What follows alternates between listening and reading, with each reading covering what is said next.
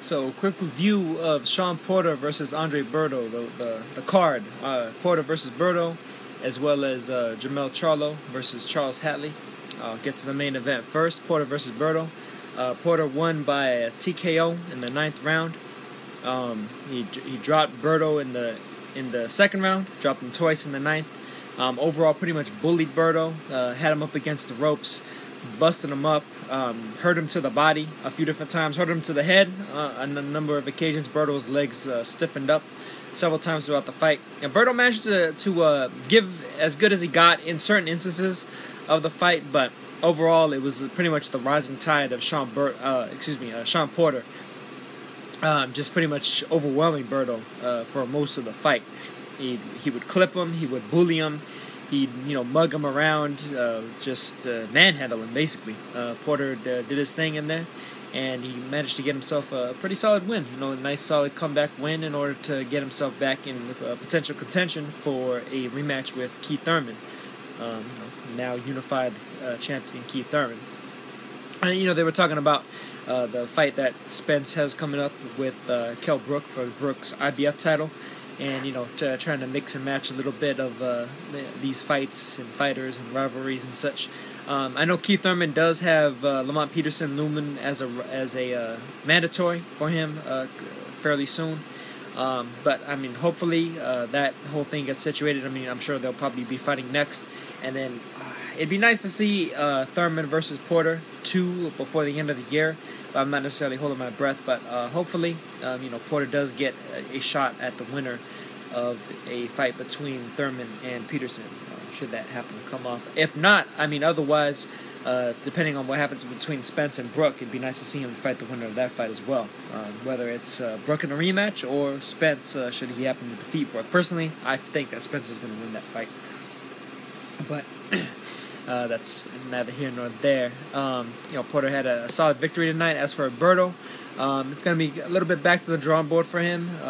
I doubt that he's going to retire anytime soon. He still made $1.2 million for this fight.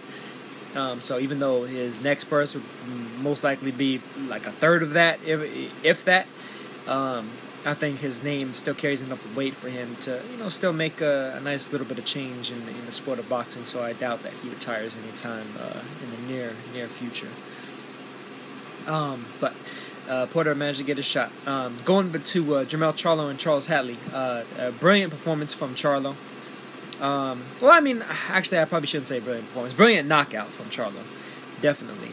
Dropped Hatley in the 3rd round, and then dropped him again and for good in the 6th round. I did think that he let Hatley get off the hook a couple of times in the fight. He had him hurt really badly, and I thought that he probably could have finished him in the 3rd or the 4th round had he truly pressed for it. But it seems like Jermell doesn't. He has a lot of difficulty cutting off the ring. He showed that in the John Jackson fight. He's shown it in a couple other fights that he's had as well. And Hatley, even though he wasn't really given very much return fire, just the movement alone, it seemed like was really bothering Jermell Charlo. He doesn't quite have that ability to cut off the ring.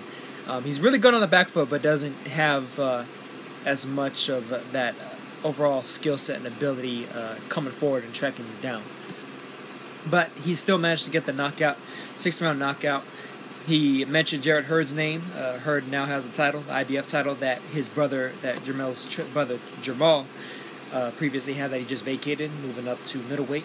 I think that's a pretty solid fight. Definitely a good fight for Jermell. I think Jermell knocks Jarrett Hurd out. I just don't think that Hurd has the overall ability or the physicality to defeat Jermell Charlo.